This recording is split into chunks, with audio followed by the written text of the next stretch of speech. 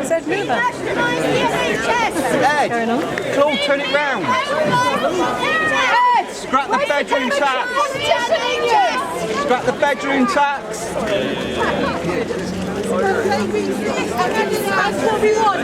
Turn it round. Turn that placard 50 yards away. What are you going to do about the bedroom tax, Ed? Come and take my house. What are you going to do about the bedroom tax? Sorry? Yeah, what do you do?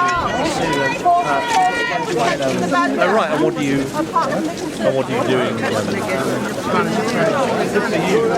Hello. Oh, great to see you. Fantastic. How many seats do we have on the Got one?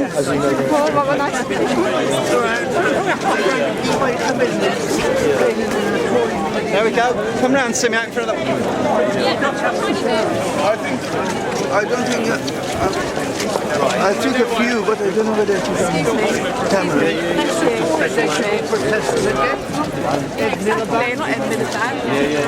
There we go. Sue?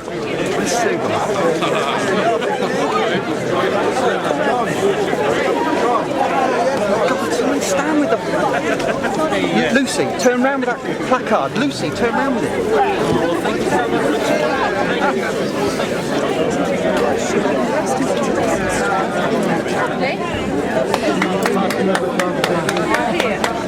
What are they going to do about it? They're going to do nothing about it. Where's David? Where's David? Let's get that done. Ladies and gentlemen, thank you so much for that incredibly kind welcome. It is great to be here in Stroud with my very good friend David Drew, who is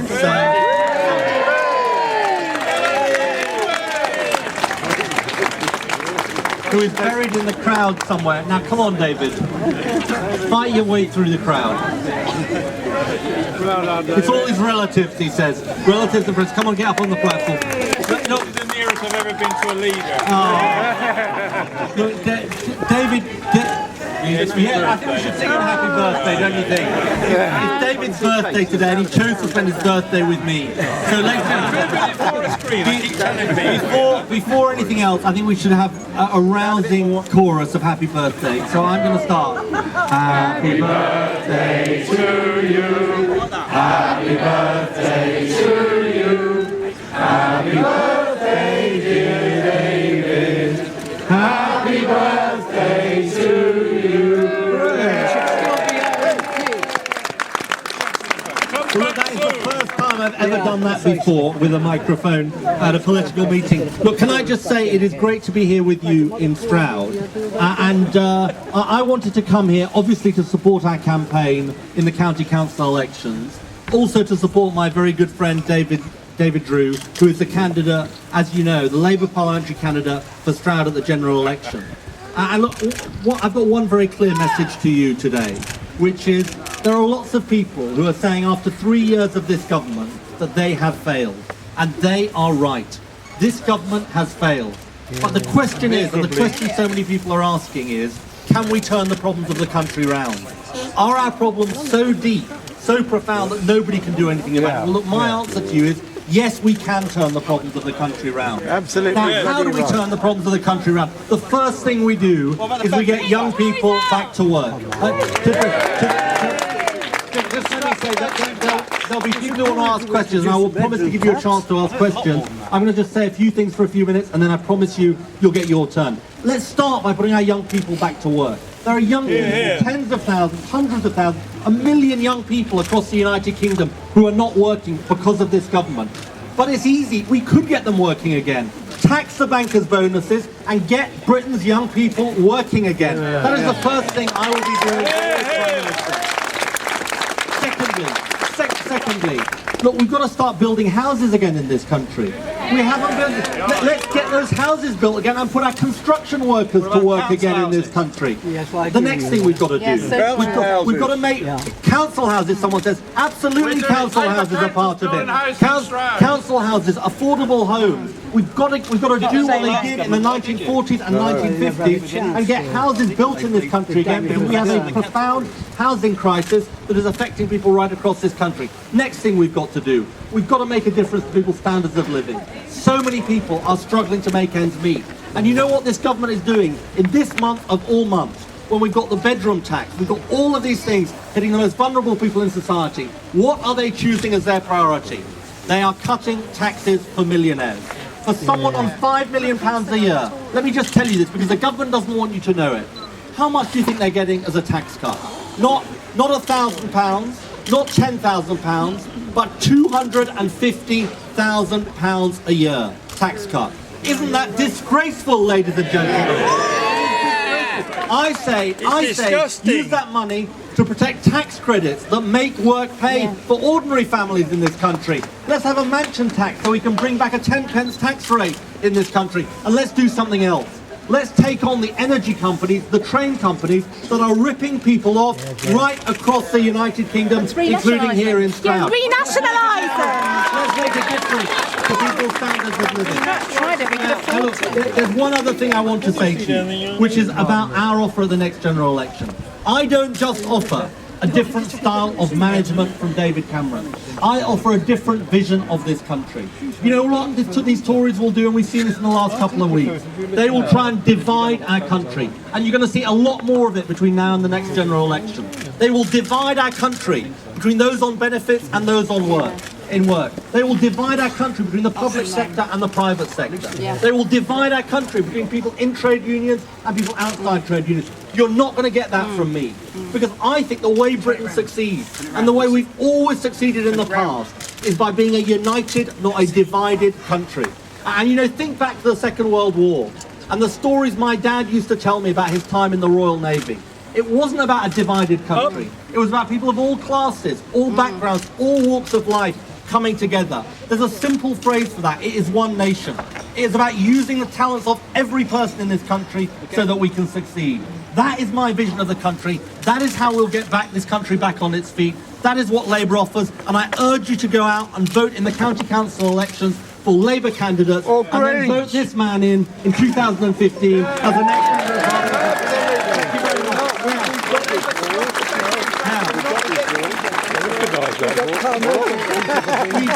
We've got a whole array of people here today. We've got badgers. Where are the badgers? There are the badgers. They're not real badgers, but they are sort of pretend badgers. We've got people who've got questions about other things. Let me take some questions from people in the crowd. You're going to talk about privatisation of the NHS? Okay, so there's a gentleman here. What's your name, sir? Neil. Neil, and who's on your shoulders? Vincent. Hello, Vincent. Give me a wave. Good wave. Can we have a round of applause for Vincent? The answer to the question is yes, we are going to stop the privatisation of the NHS. And how, somebody says, the first thing we're going to do is repeal that bill. Repeal that bill. Well done. Repeal Andrew Lansley's bill. Why? Why is it so important to repeal this bill? There's a gentleman on the phone. Shall I speak to them? Who's that then? Shall I speak to your mate? Okay, I'm going to speak to your mate in a minute. Okay. Now look, so let me go back to the NHS. Look, we've got to repeal. Why do we need to repeal that bill? Because that bill puts the wrong values at the heart of the NHS. It puts values of competition, markets and exchange. That is not what our health service is about. Our health service is about cooperation, compassion and care. And that is what will be at the heart of our National Health Service. And there's something else we've got to do. We will make the NHS a national health service again. Yes, Publicly owned. Absolutely. Publicly owned. Publicly owned. Publicly owned. And look, there's something else we've got to do. We've got to, because the NHS has got to move forwards as well. We've got to bring together the National Health Service and the Social Care Service. Because we know so many people who need help in the National Health Service are finding that their elderly relatives, 80, 90 years old, aren't getting necessarily the care they need because of that divide. Hello. Between I'm just getting away from the people in Costa Coffee because of the divide between the National Health Service and social care. So we will have a future for this National Health Service, absolutely, for you and your son, sir. Now, let me take another question. Yeah, there's a question here. Yes, Ed, most people in Britain... Let's just take one person at a time. If you don't shout, we can definitely get your questions in. Yes. It's lovely to see you. Most people in Britain don't want Trident replaced. Yes. But unfortunately, often when we hear Labour on the radio, Sure. they prevaricate about it. Sure. But we can't put off the decision, because by the time that, if we put the decision off for years, all the money will be spent and it'll be, oh well, we might as well go ahead with it now. Okay. Labour, it would be a really popular Okay, so move. this lady asked a really important question. Let me answer her question. What's your name, madam? Diana. Diana. Okay, so Diana asked about the Trident missile Yes, system yes. and what Come we should on. do about that. Don't be Let me give you a- scared. Let me give you a very, very clear answer on that. Don't be Diana, scared, Ed. Which is that we are. I'm not in favour of unilateral disarmament. I want multilateral disarmament. But hang on a minute. Hang on a minute. Hang on a minute. Just listen to my second sentence. It's a classic Labour Party member doesn't let you get your second sentence in. But what we need to do is look and see whether the replacement of Trident is necessary. No. It isn't. Whether We in your know it isn't. No. because we need this gentleman. What's your name, sir? Elliot. Okay, so Elliot. Hang on a minute. So Elliot says that we need a deterrent. Nonsense. I think we. Okay, you don't agree with Elliot. I do. Let me just listen. Just listen one sec. So look, what I say is we need the minimum deterrent necessary. And that's why we've got to look at the Trident and whether it needs to be No, reviewed. come on. Now, if it doesn't Come need on, to be say- reviewed, we won't Be review it. brave, And that's Ned. the right thing to do. Be But brave, Ed. I'm not for unilateral disarmament. I'm for Britain for having a deterrent. Let's take that. Be brave, Ed. Other people. Hang on Make a minute. stand. Let's take other people. Yeah. Okay, so what's your name? Francesca asked about education. Are you in education, Francesca? You were in education. Well, the most important thing we need to do in education, I think, is first of all we've got to get rid of the Michael Gove philosophy in education.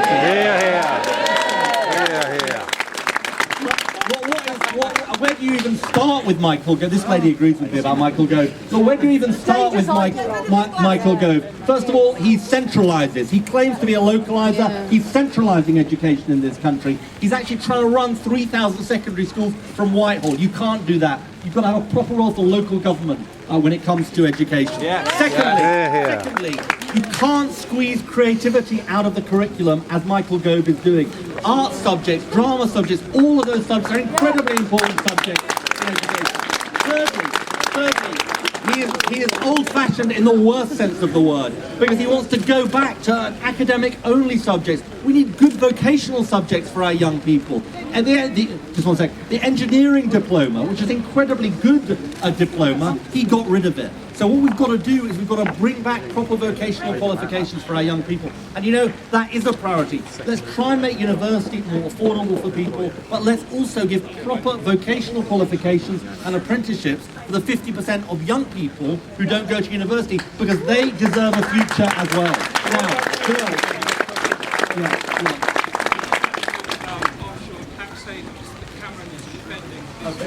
Okay, so this gentleman, what's your name, sir? Okay, so Adrian asked a really important question about offshore tax havens. I've got a very simple answer. We've got to take on the offshore tax havens. We can't have a situation where so many people in this country are finding that they can't make ends meet, that they can't afford the gas bill, they can't afford the train fare, they can't afford to put food on the table, and you've got multinational firms, individuals who are using offshore tax havens. And some of those, by the way, are British territories. And I've said we should be clamping down on those British territories where actually people are abusing the status and not paying their proper fair share of tax. So a Labour government will take on the offshore tax haven. Right, who else wants to ask questions? Yeah, there's a lady over here. Hey, what do you think about credit union? About Credit union. credit union. What's your name, madam? Felicity. Felicity. Okay, Felicity asked a really important question about the credit union. You know, one of the things that we're seeing on some of our high streets, I don't know whether on the high street here in Stroud, is payday loan companies. We've got to crack down on these payday loan companies. They are ripping people off. We've got to cap the cost of credit, because we can't have people charge 5,000% annual percentage rates of interest, which just put people into further and further debt. I don't need the umbrella, don't worry. But you look after yourself. Why do you support benefit sanctions? Why do you support benefit sanctions? Hang on a minute. So look, first of all, we've got to take on these payday loan companies that cause the debt. Secondly, we've got to give councils powers to stop the payday loan companies just opening up on the high street in premises after premises. And thirdly, and this is why the lady is right, we've got to have much more of a growth in these credit unions, because the credit unions will offer affordable credit to people, not unaffordable credit, which will drive them further and further into debt. Now, who else? Why do you support benefits? Benefit sanctions are creating business, and you supported those in Parliament. I left the Labour Party. I spent all my life in the Labour Party over that issue. Okay, let me take that question, which is an important question. What's your name, madam? Caroline. Caroline. Okay, so Caroline asked about this issue of benefit Yes, sanctions. disgraceful. And let me say to you on benefit sanctions, Caroline, very clear. It's cruel policy. Well, hang on a minute. Just listen to me, and then you can have your say. Look, here's my position on this, which is that I do believe in a welfare state where people have rights and responsibilities. So we've said that any young person unemployed for a year, any older person unemployed for 2 years, should have the right to a job. Now, we're the only party in Britain saying they should have a right to a job. 250,000 people we need to put back to work. Now, I think the vast majority of those people will want to work. But I just have to say to you, Caroline, that if people are offered many jobs and don't take them, then I do think there has to be a responsibility. But the courts found the laws And then illegal, Caroline wants and to you ask me supported them. Okay, just 1 second. Caroline wants to ask me very specifically about a bill that recently went through Parliament. Yes, disgraceful. Around benefit sanctions. Now look, here's my view on this. That legislation, if that legislation hadn't come in, it would have said that all of the benefit sanctions applied under the work programme would have been ruled illegal. I didn't think that was the right thing to do, but two things we've got to do. Hang on a second.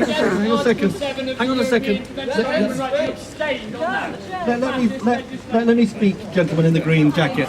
Look, James, just let me speak. Look, so two things. First of all, we've got to protect the rights of appeal of people who've been wrongly sanctioned.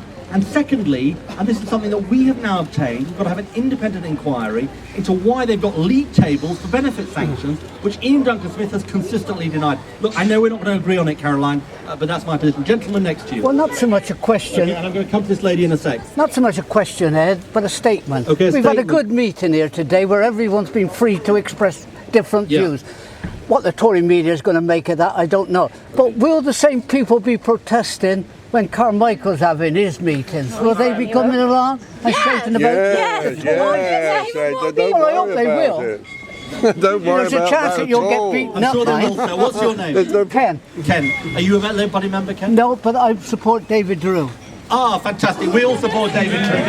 Not all of us. Not all of us, comrade. Not all of us, comrade. And another happy birthday if you're not careful. So what I'm against, all these questions and heckling What's your them, name, madam? the Tory media Okay, Sharon will asked be when we're going to making stand meat up for of the people who are this. losing their homes to the bedroom tax. I took a decision in February, January. The bedroom tax is one of the most iniquitous things this government is doing. That's why I have gone on about the bedroom tax at Prime Minister's question. And we will keep campaigning on the bedroom tax. Because it is terrible what this government is doing in relation to the bedroom tax, throwing people out of their homes at the same time as refusing a mansion tax on the most expensive homes in this country. So,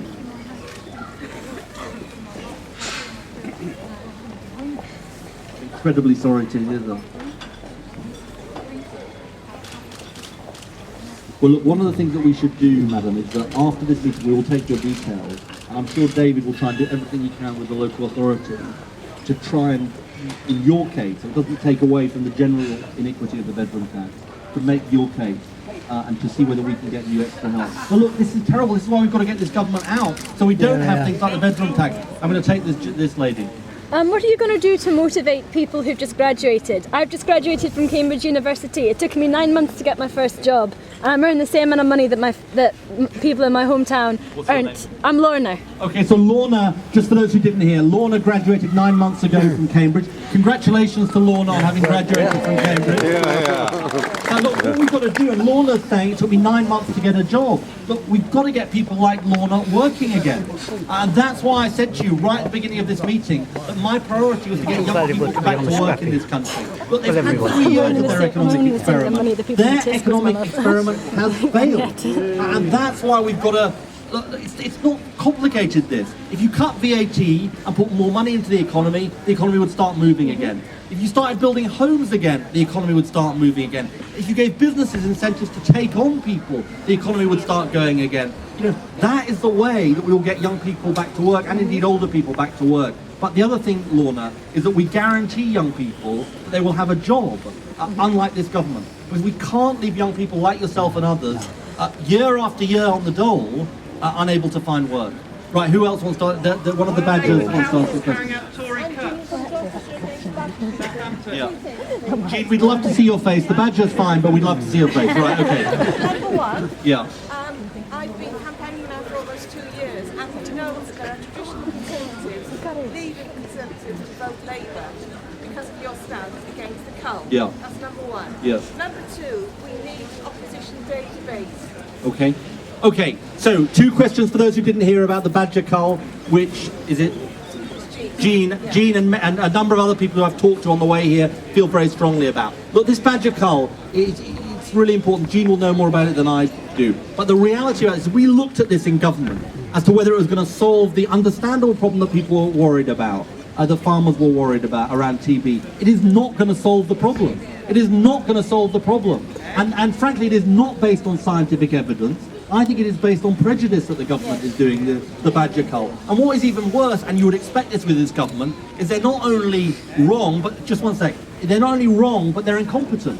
So now, they were going to do the badger cull last year, now they're going to do it this summer.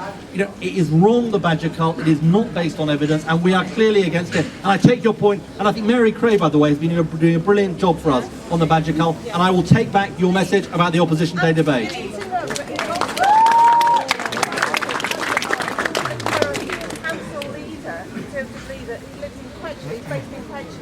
And if we can focus on the Quedgley area, Okay. we can actually undermine his seat. Okay, we should all go and campaign in Quedgley. You heard it.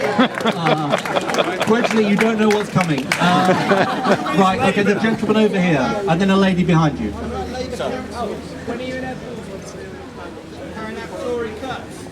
Okay, about policy on the economy, a lady behind.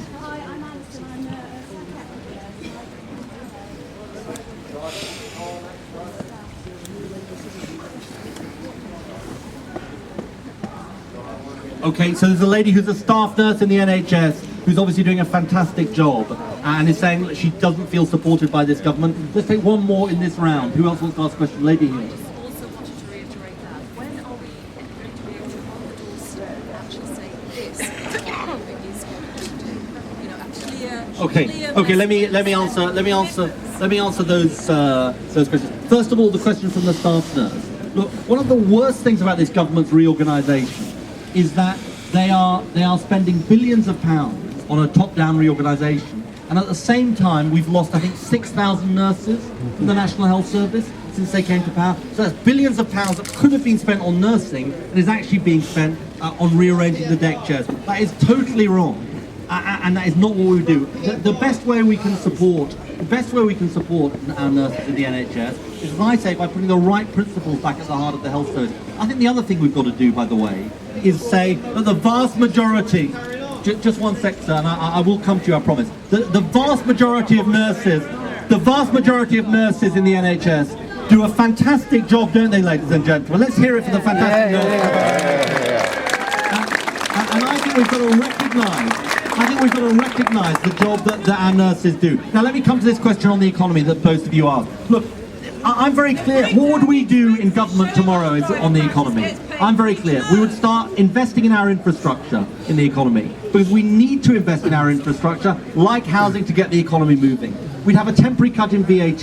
We put our young people back to work.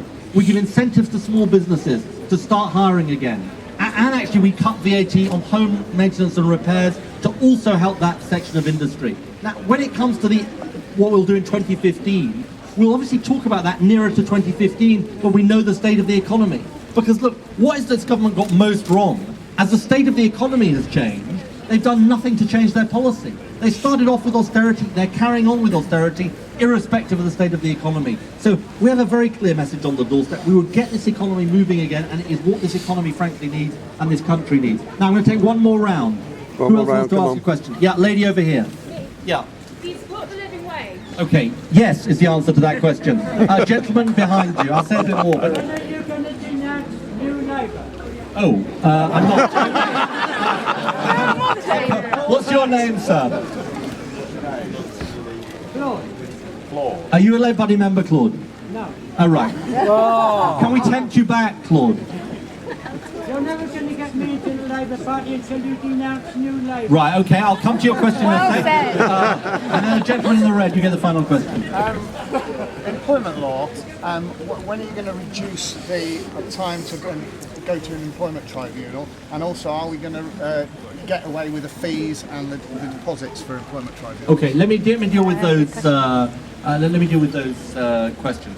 The first question: yes, I support the living wage. Do people know what the living wage is? Yes. But let me say to the people who don't know about the living wage, we have a minimum wage, which is a statutory minimum in law. But frankly, the minimum wage is not enough for people to live on, is it? And what we've got to do, and this is what local councils, I'm incredibly proud, we've got more than 20 local councils around the country that's doing this, having a living wage, a higher living wage than a minimum wage for people, but not only paying their council employees a living wage, but also saying, this is something we want to look at for government. For central government, saying if you want a contract with a local government, you must pay a living wage. So I'm a great supporter of the living wage. It's going to be a central part of our anti-poverty and making work pay, especially for the next election. Sir, you at the back who asked about denouncing New Labour. I'm not going to denounce New Labour. Why not? Why not? Let me explain. I'm moving to have a debate between these two people about that.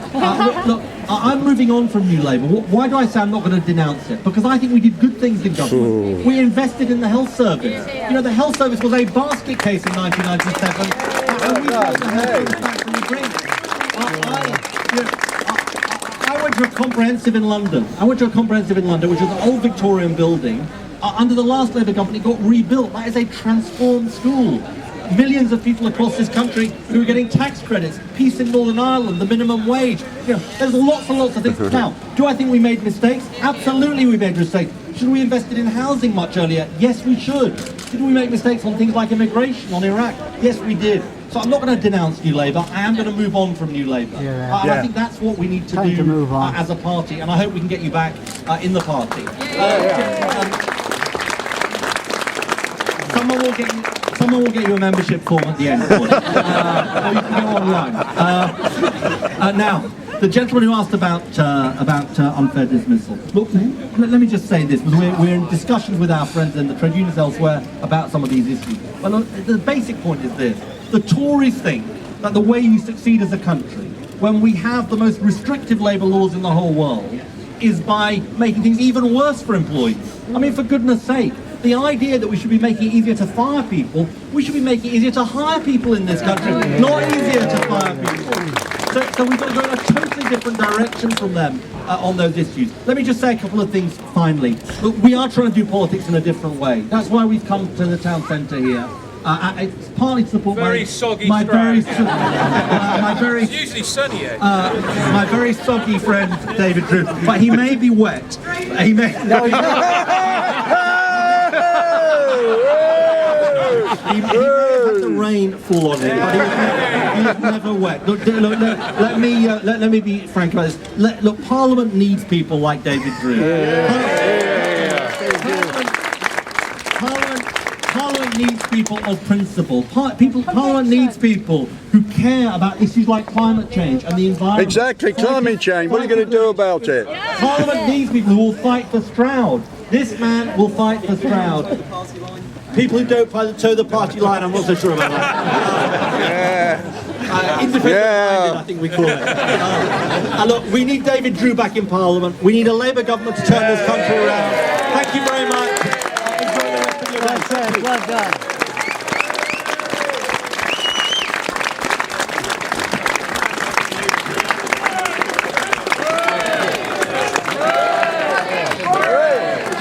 It's a present for all of us in Stroud. So we hope you wear this when you win in 2015. Forest green shirt.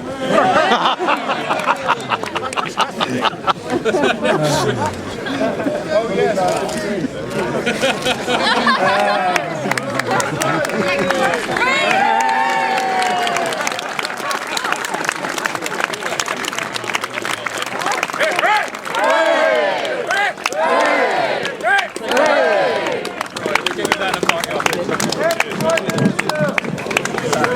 Thank you very much.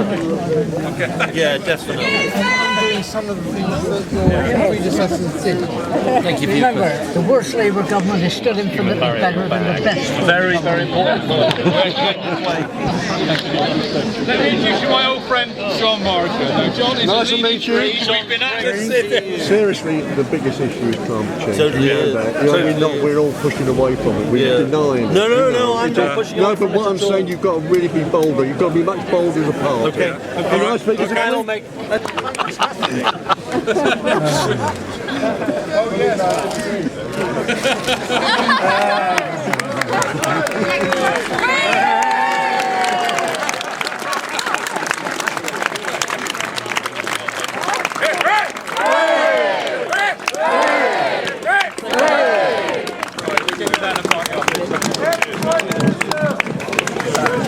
Thank you very much. Yeah, definitely. Doing some of the things that your predecessors did. Thank you. Remember, the worst Labour government is still infinitely better than the best. Very important. Let me introduce you my old friend John Morrison. Now, John is Nice to meet you. We've been at the city. Seriously, the biggest issue is climate change. Totally is. We're all pushing away from it. We're denying it. No, I'm not pushing away No, from but what it I'm at all. saying, you've got to really be bolder. You've got to be much bolder as a party. Didn't know.